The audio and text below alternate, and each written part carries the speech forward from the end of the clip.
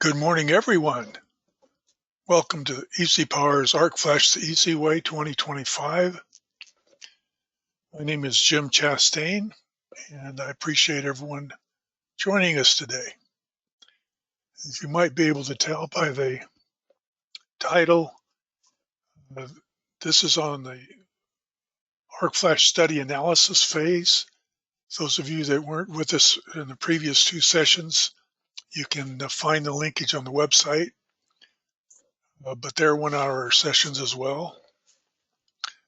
So last week we talked about data collection and system modeling.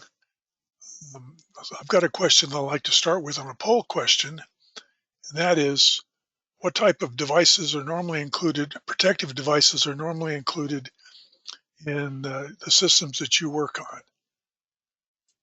Again, no obligation or liability, just trying to get some feedback from the audience on where your system's technology may lie.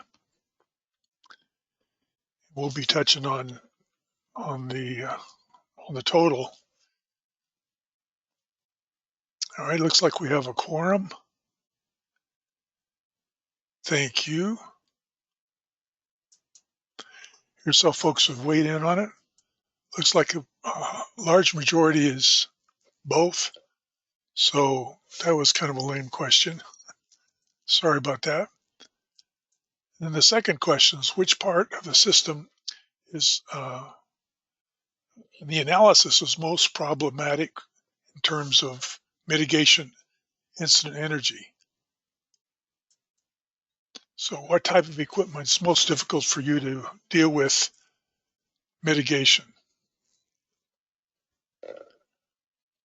Again, no liability, or we will be doing primarily mitigation during the next part 4 session. So we will use the information gleaned from this particular poll question to make sure we address the areas that are most interesting to the audience. So let's give this another 10 seconds. And this opens up some other venues. You're welcome to ask questions through the question entry box on the GoToWebinar control page. You'll notice in the handout section I have a wide variety of information if you want to download it, including a copy of these slides. So let's see how folks have weighed in on this. So it looks like it's pretty heavy in the 480 volt switchgear and well spread across the other categories. So we'll be touching on all of those. It's for sure today, but more in depth next week. So appreciate that. Appreciate you joining us today. There were a couple questions that came up from the audience that I wasn't able to handle last week. And during the process of modeling, the question came in, show how to select immerse and fuse with a specific part number. And I suspect part of the problem was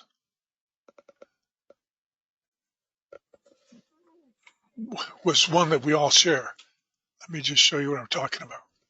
And that is when companies have bought other companies and reissued the part number or reissued the data sheet, it may or may not cross over into the tool device library where we have the real old equipment and real old elements listed that may or may not be have the current brand on them.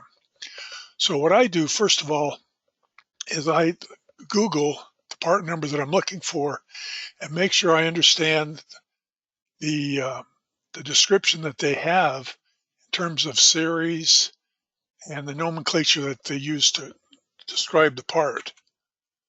Then when I go back to EasyPower, I'm going to put a immerse and fuse here. in the utility feed. I'm not worried so much about its operation. I just want to use it to describe it. Open the dialog box.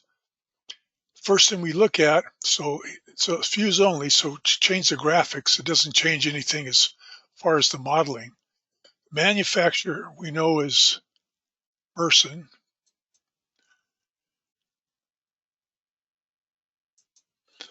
Now, the part type, the nomenclature talked about it being an amp trap, but when I look at the amp trap listings, I don't see that part number that we're looking for. So when I go back to the data sheet on the Google lookup, I notice it's also described as a current limiting fuse. So I'm going to go back and check that out. When I do, I see I have a closer description of what I'm looking for. So I'm looking for F62, so let's check that.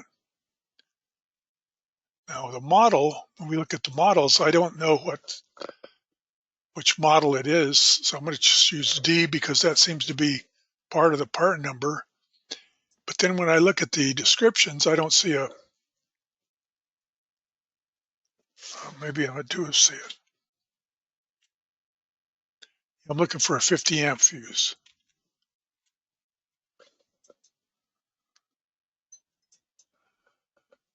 So the point I'm trying to make is based upon what the choices you get can determine which part number you pick out. So it's just a single D that I see the 50 amps. So that's what I select. Now, this brings to mind how much time you should spend muddling around trying to look for this. If I had no other clues than what I'm going for, I might go in and use find style and say F62, 9F5062.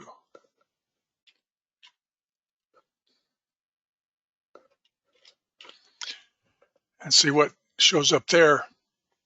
That, interestingly enough, it gives me a couple of GE parts, but it also pushes me or lends me towards the current limiting description on Merson.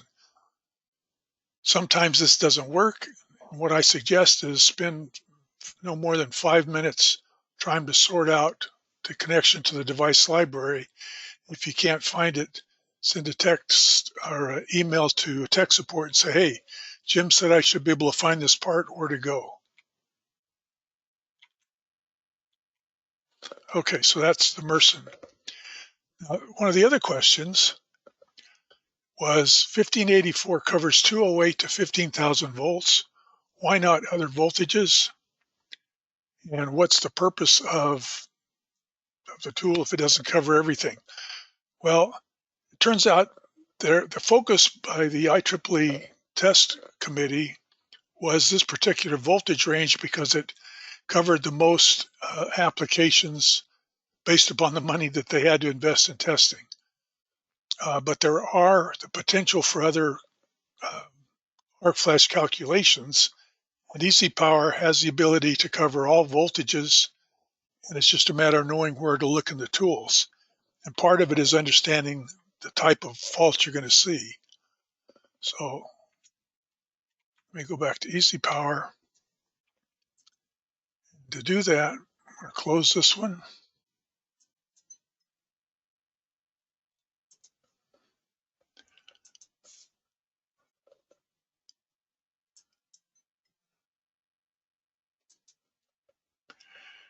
And open. All right, so other arc flash calculation methods. First of all, when it's outside the scope of 1584, which means 208 to 15K, you may run into the need to do a arc flash on a bus that's outside of that range. And what you have available to you from EasyPower, I'm going to go ahead and fault half cycle bolted fault and look at instant energy. If I've selected 1584, I don't get a result on this particular bus. But in this case, I'm getting a number, so what's generating that? I go to the short circuit options, arc flash hazard tab, advanced. The tool gives me the choice of applying Ralph Lee method to buses that exceed the voltage and exceed the current rating. So if I have that as my selection, I can see that now those calculations have disappeared. So they were the result of doing the Ralph Lee designation. So this is for three-phase bolted faults. So I'm going to go back to, and it's accessed through the advanced tab. Choose the alternative Ralph Lee method. By so doing, you'll get results of a three-phase application using Ralph Lee equations. And we can get results on open air for a three-phase result. But the problem is, or the suggestion is, an open air bus, very often, we're more worried about a single line to ground fault. So how do you deal with that? Well, again, that's a different model than 1584 provides. And in EasyPower, when we have open air buses, it will use the single line to ground method that was first introduced in NFPA 70E Annex D8. By showing that, or selecting that, now we get a much more civil single line to ground fault incident energy. And then finally, DC. So if we go back to advanced, the DC equipment is analyzed with what's called the max power method. And the max power method has been described for systems up to 1,000 volts. If we have greater than 1,000, EasyPower will extend the method beyond that. And now if we look at the calculations on a DC bus, we'll be able to get arc flash incident energy there.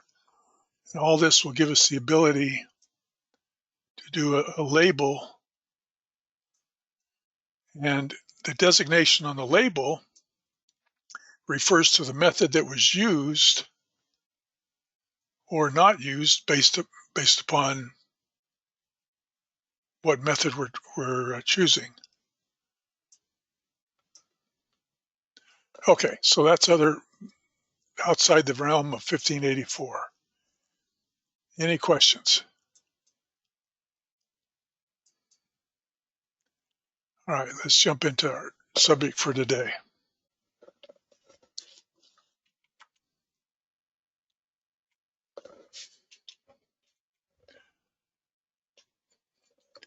Okay, so for those of you that don't know, EasyPower makes software for electrical power systems that allows us to design the one-line diagram, do load calculations, automatically size the equipment, and then do short circuit analysis, arc flash, power flow, protective device coordination, reliability studies, harmonics, and stability.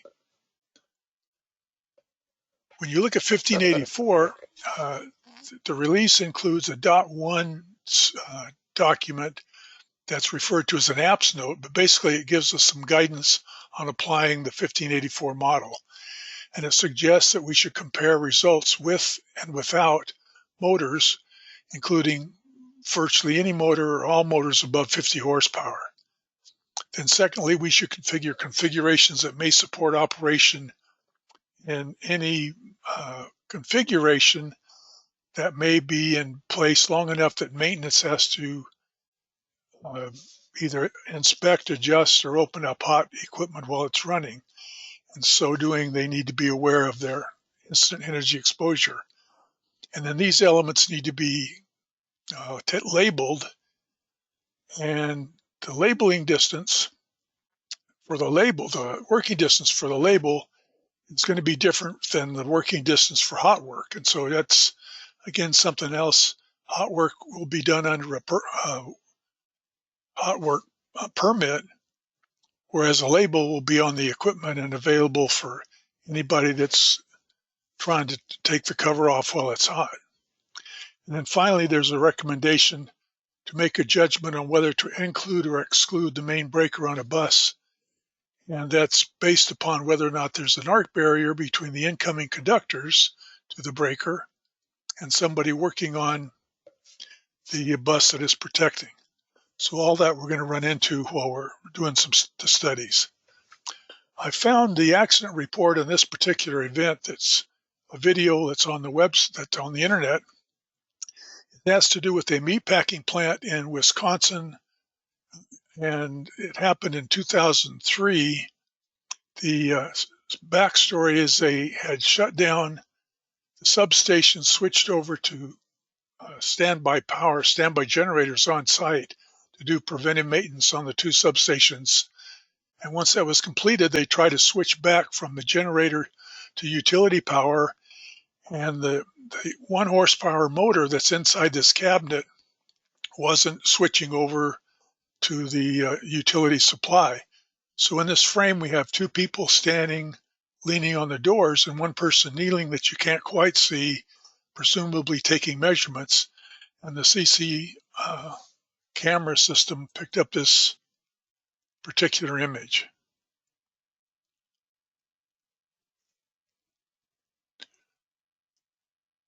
So all three went to the hospital with body encompassing burns. At least one gentleman spent an extended time in the hospital.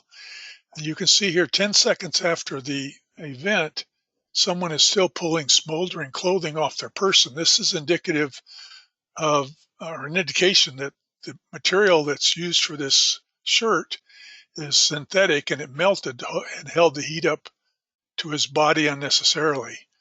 I want to talk about three different things.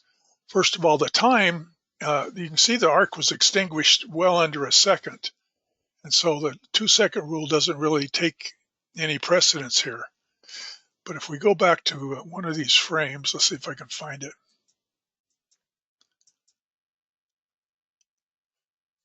You can see this circular sphere, looks like it's about 6 to 8 feet in diameter. This is the fireball that caused the body encompassing burns that they all three experienced. At the center of this sphere is the plasma ball, which is where the heat was generated. And the rule of thumb, observers suggest that arc was probably 2 to 3 inches in length. And it's one of the restrictions as far as working distance. You don't want to be anywhere close to that arc because it'll vaporize anything that's within its range. Then if you notice here at the top, there's this vertical white issue.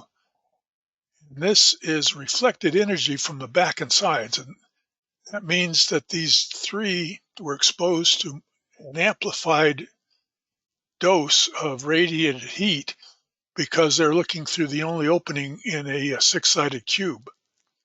Now, according to the accident report, the company was fined $140,000, and the term willful disregard of employee safety was part of the report. People that have more experience at this than I suggest that it's probably a 12 to 15 calorie event at a working distance of 18 inches. So you can see how important PPE is, even in what's considered a relatively common energy level. Okay, let's move on. So we talked about it, prerequisite study being the short circuit and the protective device coordination. Short circuit gives us two things. It enables the ability to give us a 3-phase bolted fault value from which we will ultimately derive the arcing fault current. And secondly, it generates or gives us the compliance issues, if there are any, between the parts that are being subjected to the fault current and the data sheet that's listed in the model. And then protective device coordination is the ability to gradually increase the trip time of protective devices so that based upon a fault at some remote bus, the closest element to the fault will be tripping first. So let's go look at an example.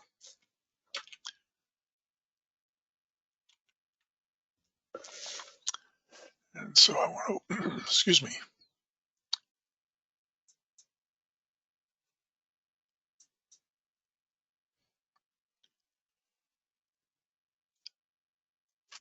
Okay, one of the things that I like to do when I first am sent a one-line diagram is see if there's any missing data. To do that, you use the database browser, which is this top icon in the center of the focus banner.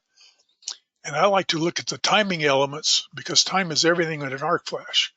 So I've organized or configured a view of this particular database that I call breakers. And what I'm looking for is a missing value in the short circuit interrupt. I don't see anything missing, but as I look for the manufacturer, excuse me, I see there's two missing elements here, BL2A and BL3A. If I go to the column and right click, go to the item on the one line, indeed, I see I have missing data on these two breakers. Well, according to my notes, they're exactly the same as BL1A. So I'm going to right click, excuse me, and copy, right click and paste in each of these other breakers. And then I look down here at my cables. The cables are supposed to be the same, and yet this one is out of whack. So I'm going to copy my cable and do the same thing.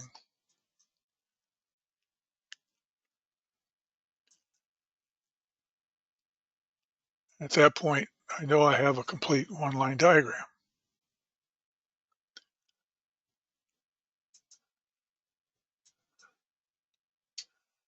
Guess I didn't get it correct. Okay. So the first thing we want to do is a short circuit analysis. Go to short circuit focus. I'm using these icons on the top left to characterize the fault that's going to be applied to each bus. It's going to be a half cycle. I'm on the top row. And on the second row, three-phase bolted fault, and then fault all the buses. Now, when we say fault all the buses, they're being faulted individually. So what we're seeing is the A phase for each fault. So if this bus faults, the A phase, all three phases are the same. That's why a bolted fault gives us a connection between three phases. So to keep it from cluttered, let's just look at the A phase.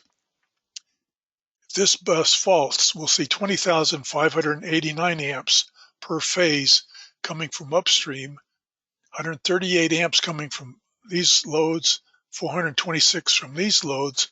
You might ask, where does this current come from? If I scroll down, I can see during that first half cycle with the fault on that main bus, this motor will contribute 321 amps into that fault. Likewise, all these other motors are part of that contribution. So the total available fault current is the number on the oblique. And so if this bus faults, it'll see a total in a worst case fault of 21,147 amps. Likewise,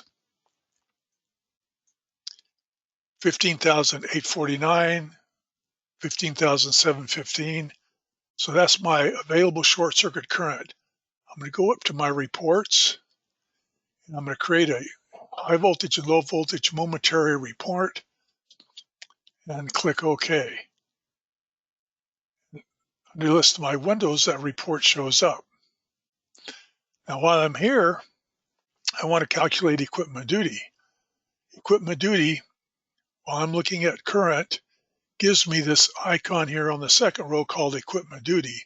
And what this does is it takes the rating that it got for each component in the system and compares it to that maximum current with certain constraints. And so if I invoke equipment duty, I see nothing out of the order on the lower buses, but I see a positive 6% and a negative 9% on these elements up here.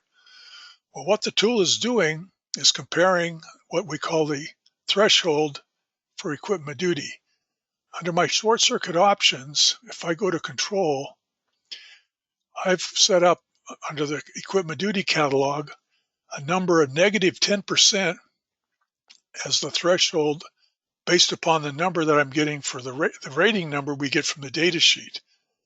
And so what this tool is telling me is if I have a positive 6%, I'm exceeding the rating that the current that we calculated is exceeding the rating on the bus at some point. Whereas here, if it's negative 9%, it's saying it's within that 10% threshold, but it's still compliant. So again, I want to report. So if I go to short circuit reports, equipment duty report, let's just include only the violations. Now that I click OK, I can go up to my list of windows. Let's look at equipment duty first.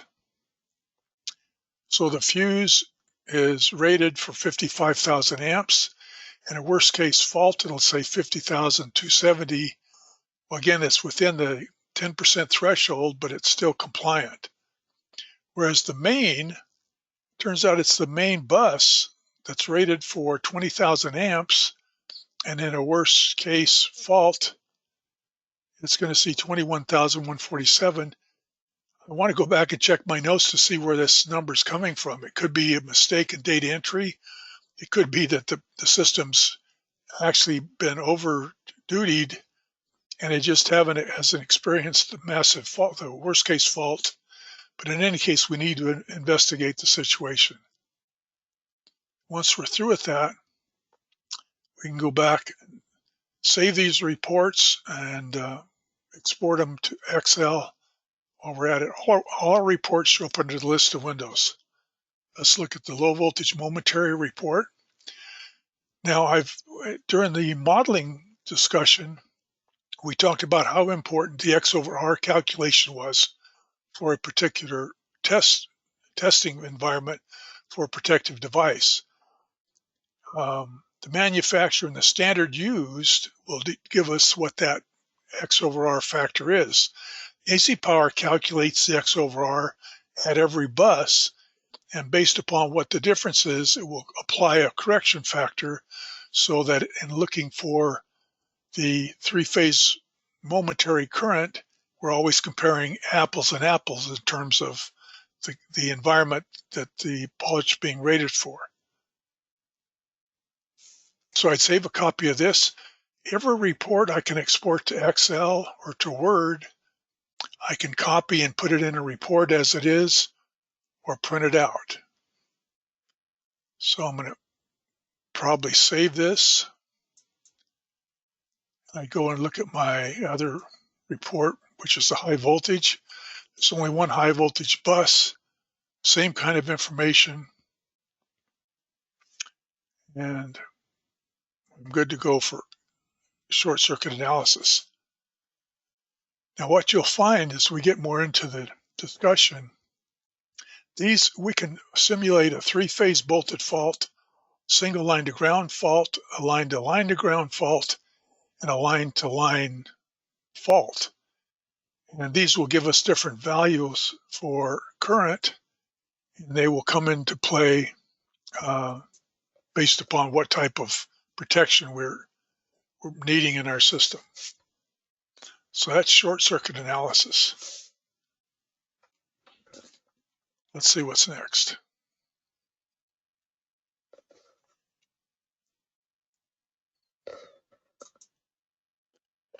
Okay, coordination is not required for an arc flash study, but it's a convenient time to do it. It's usually something that's required, well, it's required by the design team, but it's not required by the NEC except on emergency systems and critical loads. So it's a good idea in terms of doing an arc flash study to at least check the coordination, whether the customer's asking for it or not. So we're going to look at Smart PDC. So these are files, by the way, that are available in a tools installation under the tutorial list. So here we have a typical radial system.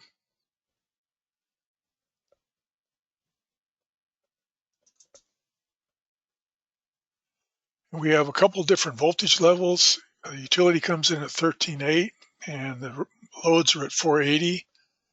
We have a couple large motor control centers and protective devices. The module that we use for coordination we call power protector, but we label it coord on the focus banner.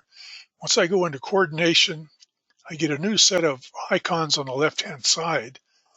First thing I want to do is to look at current. So I'm going to look on the top row at a half cycle, three-phase bolted fault, and I'm going to fault a single bus. So let's pick out this motor control center 2B, and I'm going to fault it just that single bus. And what the tool shows me is if this bus faults, the fault current will include 21,070 amps coming from upstream, and the total available fault currents on the oblique.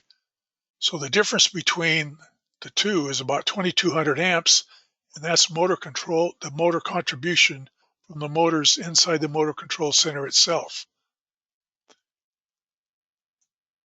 Now, as we're looking at this, I see illuminated, I'm looking at current with a single bus fault and coordination focus. The tool makes available to me this icon on the second row called sequence of events. And once I invoke that, now the tool shows me what the chronological tripping order is for every device between the fault and the energy source. So if this bus faults, this breaker trips in 190 milliseconds, this breaker trips in 35 seconds, this fuse would trip in 33 seconds, and the relay would have tripped in 290 milliseconds, and they're flagged red because they're out of order. You might say, well, that's interesting stuff, Jim. Can you show me a report? If I go to PDC options, bottom right-hand column, create a sequence of events report, under my list of windows, I will see a sequence of events report that shows me that same information in tabular form. So this is a way to check to see if you have coordination issues for the largest load, or at least a remote downstream load. So I'm going to close this report. So that was for a single bus. If I click in an open area, open white space, so that no bus is selected, and I fault all the buses with the lightning bolt, there's too much data to show me the results on the one line, but what do you think is going to be shown under this sequence of events report? That's right, all the buses, and the upstream tripping order of any bus, of any device, if that bus were to fault. And what I see is in most cases, it's the relay that's out of whack. So this is not the tool to do the coordination, but this sequence of events report gives me an idea of how much time I need to allocate to the test for doing coordination. If I've only got one or two devices out of whack, it could probably take me an hour or so to knock it out. If I've got 15 to 20 devices that are miscoordinated, it may take a couple of weeks. Now again, on an advisory note, if the customer's not asking for it, it may be worthwhile to say, hey, you got coordination issues, and it may be something we want to deal with before we complete arc flash studies. So coordination goes something like this. I'm going to scroll out until I can see the largest load on the bus. We're going to coordinate for the loads on switchgear 2A. The largest load is this 250 horsepower motor. The motor control centers have larger total loads, but no individual motor that large. So I'm going to left click and drag, and select that largest load, and the next 2 or 3 levels of upstream protective devices, and then plot the TCC curves. Now I'm going to reorder some labels and take off the one line. Now these plots are color coded from my little one-line diagram. And so the violet motor, you can see it corresponds to this violet chair. Here the relay is green, which I can see on my one line. The turquoise breaker is BL2C. The magenta breaker is BL2A. The fuse is this red ribbon. So the motor starting curve is based upon the locked rotor current, which describes this lower portion, and then the full load current, which will be at the longer time line. Now we want it to be able to run the motor at full speed without affecting our protective devices. As I hover over, so before I go there, any time current plot, so we have time on the vertical axis and current on the horizontal axis, and it's log. And right now we're plotting in the 480 volt domain or reference point. Any time current plot to the left of the chair would be considered a normal start. Any time current plot to the right of the chair would be considered an abnormal start, and we need to have some protection for the motor if the current would get that high. And then for sure, this little stubby line is a thermal damage, mechanical damage point for the motor. We in no time want the current time plot to be up and to the right of that stubby line. As I hover over the breaker trip plot, the tool shows me what the dial settings are that gives me this performance. I can left click and drag, and it tells me what dial I'm adjusting to change the performance to match the curve. So I'm going to snug it up to my motor starting curve, and I'm going to pull a long time pickup down inside of the thermal damage curve. So now my motor looks like it's in pretty good shape. Now, in the old days, well, first of all, time is everything when it comes to arc flash. So if we have a fault on this bus, we look at the instant energy before we get started here, we can see right now I'm sitting at a 16 calorie exposure for anybody that has to work on this bus while it's hot. But I can see that that's probably because of the tick marks that the tool put in when I fault that bus. It's probably due to the fact that the relay is the next device tripping. Evidence of the fact that my current is intersecting the green line before it gets to the next breaker up. Well, now in the old days, when you bought a breaker from a manufacturer, folded up inside the box with the breaker would be a piece of onion skin paper, and this plot would be printed on it. And so to coordinate, it mounted to stacking up all the onion skin paper for the motor, the breakers, the relay, the transformer damage curve, the fuse, and then the cable damage curves, which are these two parallel lines over here.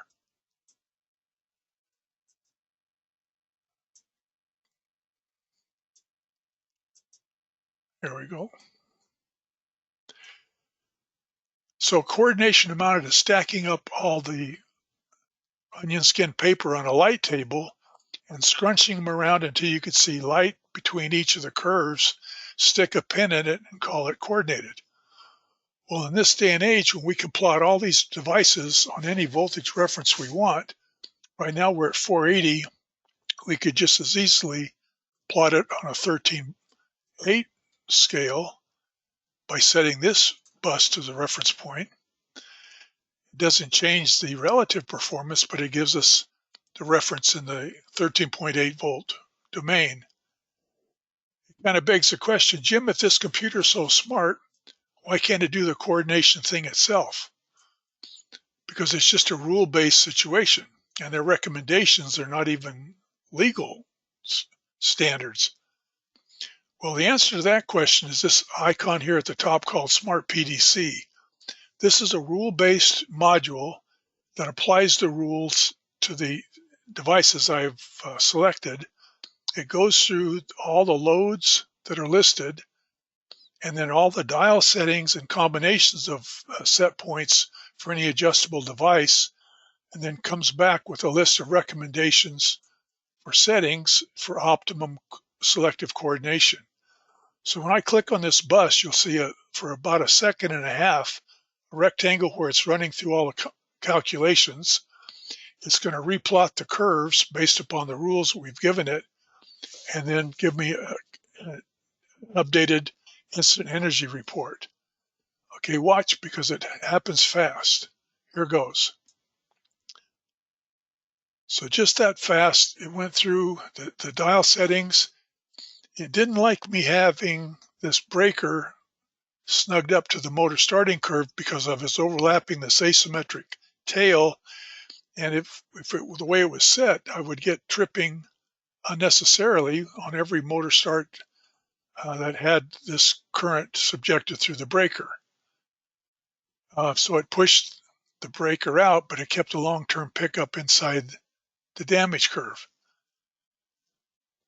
If you look at my instant energy, it increased. In fact, it almost doubled the instant energy. It went from 16 to 38 calories. Well, that's testimony to the fact that coordination is very often contradicts mitigation. So this is strictly reliability improvement of the system to apply selective coordination. You can see it pushed the green relay up. It pulled the magenta breaker down. It can't do anything with the fuse, but every time I click this button, the tool generates a report that tells me what it did. And that report shows up under my list of windows. So I'm going to look at my auto coordination phase report. Here's the first breaker. There's what it's coordinating with. Here are the original settings. Here's the new recommended settings.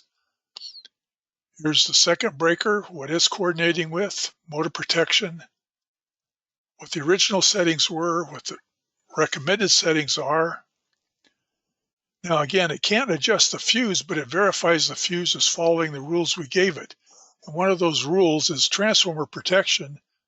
And the tool is saying, hey, this fuse is not cutting it as far as recommended values from the National Electrical Code.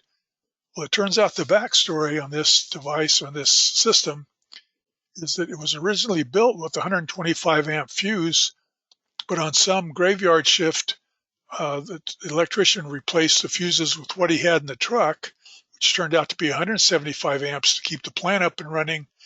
Turns out he didn't realize that he was decreasing the reliability of the transformer, so we need to do something with that before we go any further. And then the results on the relay coordination. So I'd save a copy of this report. I'd save a copy of this plot. As I close it, it's going to ask me if I want to save it. I'm going to give it some kind of clever name like switchgear 2A. Let's do it motor 2A. And it'll be there under my open TCCs next time I want to look at it, or saved with the project. Any questions about selective coordination?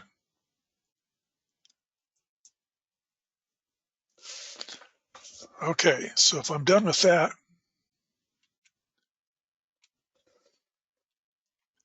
we've completed data collections, constructed the one line, done our short circuit analysis, protected device coordination. The next step is calculating instant energy. And we're not going to do mitigation today because we're running out of time, but we'll be jumping on it big time next week, or next part 4. So now we're going to calculate the arc flash results. So let's close this. I mentioned that these are available in your tutorials, down below on the start page, here's Smart PDC that will connect you to that same like a one line that I was working with. There's short circuit analysis, and both of those are available in the tutorials. So now I'm going to open the last one.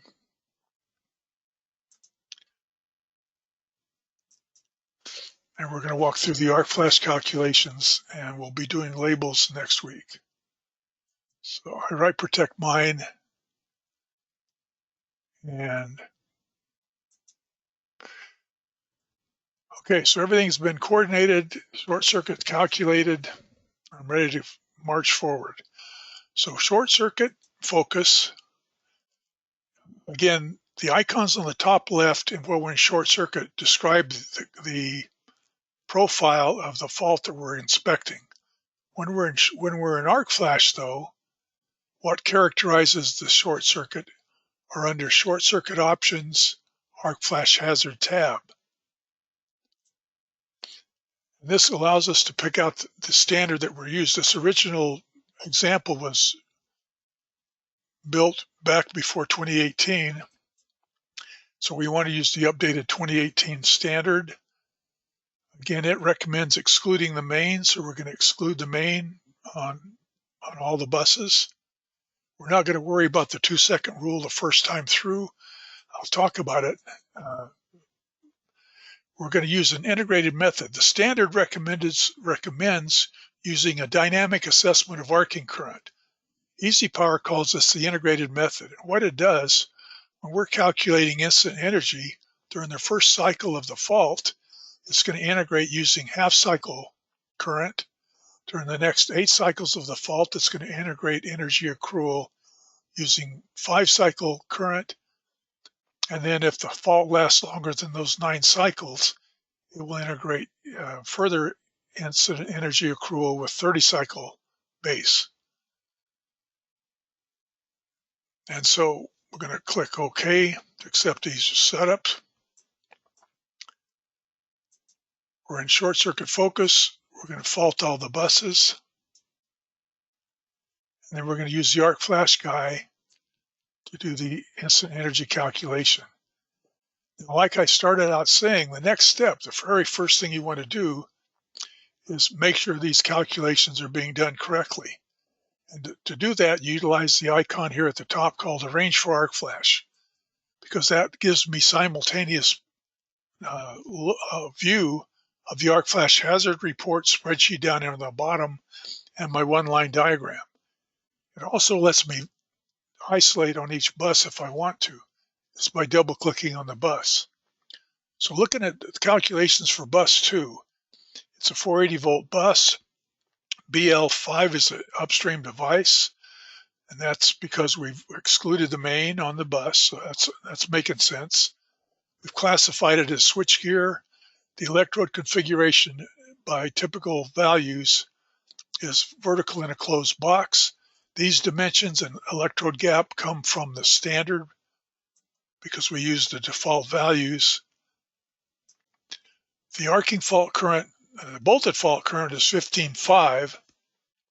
According to the model, the maximum arcing fault current is 10,204 amps. The time to clear the arc based on BL5's TCC curve is 3/10 of a second, 30 milliseconds rather. And so that gives us an instant energy of 0.8 calories and a working distance of 18 inches. So that sounds good, except this isn't a piece of switchgear. You say, well, Jim, this isn't a switchgear. In fact, I know there's a barrier. This is a motor control center, and I know there's a barrier between the incoming conductors to the breaker and the bus that we're trying to protect. So how do I deal with that? Well, again, the setup on short circuit options that we used, these are global settings. So I don't want to change those. What I want to do is go back to the database edit and change the settings for this particular bus. So first of all, it's not a switchgear, it's a motor control center. So we select motor control center. Second, under Arc Flash Hazard tab, instead of using the global options, we're going to include the main. And that's local setting for just this bus. Now I mentioned that these were values for working distance, electrode gap, configuration, and enclosure size were standards, and these numbers, when we use default from the library, these numbers came from the 1584 standard itself.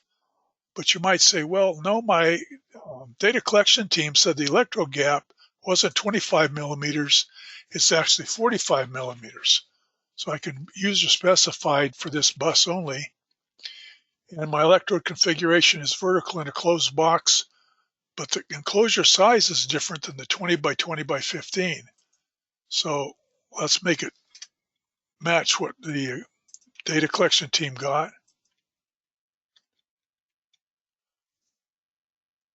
All right, so again, this is data that came in for that particular bus when they were doing data collection. So now I'm ready to click OK. Let's go back into short circuit. Let's fault this bus. Let's look at a range for arc flash. Now it's still a 480 volt bus. BL4 now is the upstream tripping device because we include the main. Equipment type is a motor control center. The dimensions on our enclosure now are different, and our electrode gap is different. And you'll notice even the color of the type is different, and that's because previously the reduced arcing current was more conservative. Now our 100% arcing current is more conservative as far as the results for that breaker. And so the tripping time is 17 milliseconds, which gives us a slightly higher incident energy, but it more accurately reflects the condition of this of our system. Any questions? So if I'm happy with this setup, I'd click in an open area, fault all the buses. And so doing, my arc flash hazard report now shows me all of the bus detail.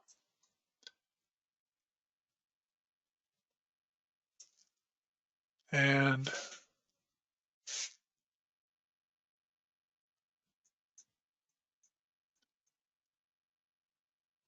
so it looks like I'm in pretty good shape. Now, you'll notice we don't have any calculations made on this bus. If I go back to the database edit, this bus is a utility bus. And so none of our people will be working on this. So in fact, if I look at the details on it,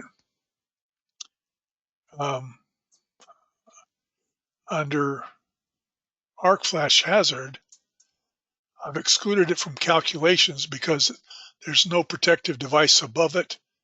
And if I included it, it would end up being a very large number that would scare people. And since we're going to have nobody in the area working on it, we'll leave it up to utility to deal with that arc flash calculation. Sometimes people ask, okay, what if I want well, we'll talk about this next session, but my label for the transformer could be based upon voltage on the primary side and available fault current on the secondary side. That requires custom labeling. So the answer is yes, we need to probably pay attention to that. Okay, so that makes our arc flash situation relatively complete. Any questions on arc flash, short circuit analysis, coordination, or setting up 1584?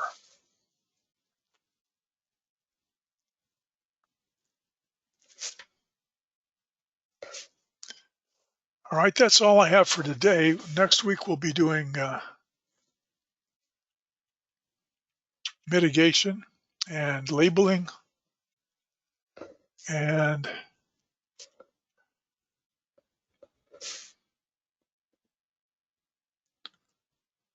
I do want to emphasize, well, I'll talk about this more next week.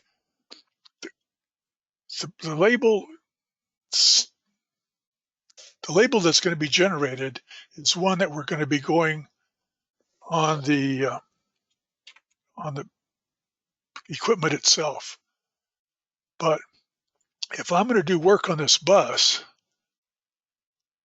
that working distance may be different than what we put on the label. And so EasyPower allows me to do a work permit identified with the work conditions that needed on this particular bus. And based upon what that work is, I can predict that I'm going to have a 6-inch working distance because the hand's going to be in the area. And so if I select that and generate the hot work permit, the tool will show me the working distance for that particular task. So it includes the working distance, the voltage, the incident energy, which is considerably higher than the label because of our shorter proximity. And then it requires sign off for preparations and management, including upper management, to show that they're aware they're putting employees in elevated hazard conditions. So we'll get more into label and permitting next week, our next session.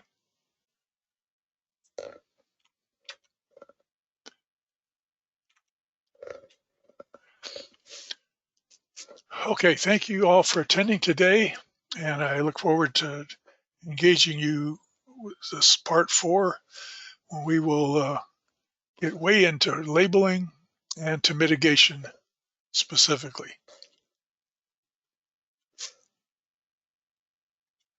We'll talk about hot work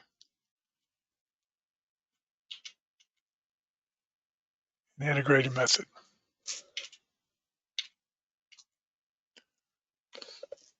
Thank you for joining us. You will all be receiving an attendance certificate via email, and look forward to engaging with you next week or next session. Have a good day.